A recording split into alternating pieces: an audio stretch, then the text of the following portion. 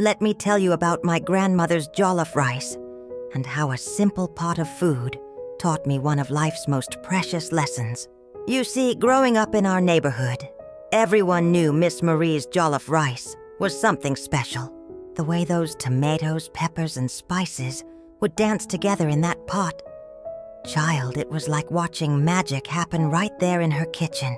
Every Sunday after church, the whole community would find their way to her front porch, drawn by that unmistakable aroma floating through the streets.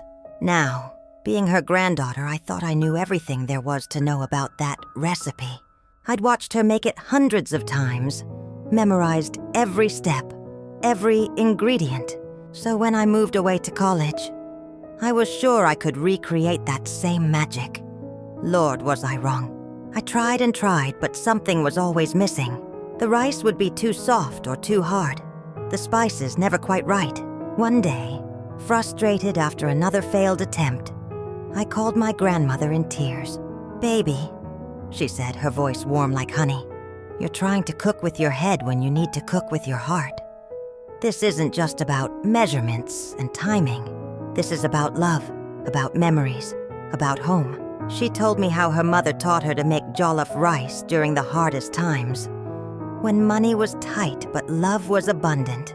How every grain of rice carried stories of survival, of celebration, of family coming together. She explained that when she cooked, she wasn't just following a recipe. She was continuing a legacy, sharing her love through every spoonful. The next time I made jollof rice, I didn't just think about the ingredients. I thought about Sunday afternoons on her porch, about the laughter of neighbors sharing meals, about the way food brought our community together. And you know what? That batch tasted different. It wasn't exactly like my grandmother's, but it had its own story to tell. Years later, I understand that what makes a dish truly special isn't just the ingredients or technique. It's the love and history stirred into every pot.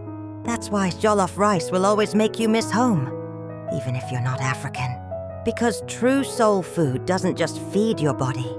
It nourishes your spirit and connects you to something bigger than yourself. So next time you're in the kitchen, remember, cooking isn't just about following recipes. It's about carrying forward the love, traditions, and stories of those who came before us. That's the secret ingredient that no cookbook can teach you. And yes, I still call my grandmother for cooking advice, not because I need the recipe, but because I know that every conversation adds another layer of love to my pot of jollof rice.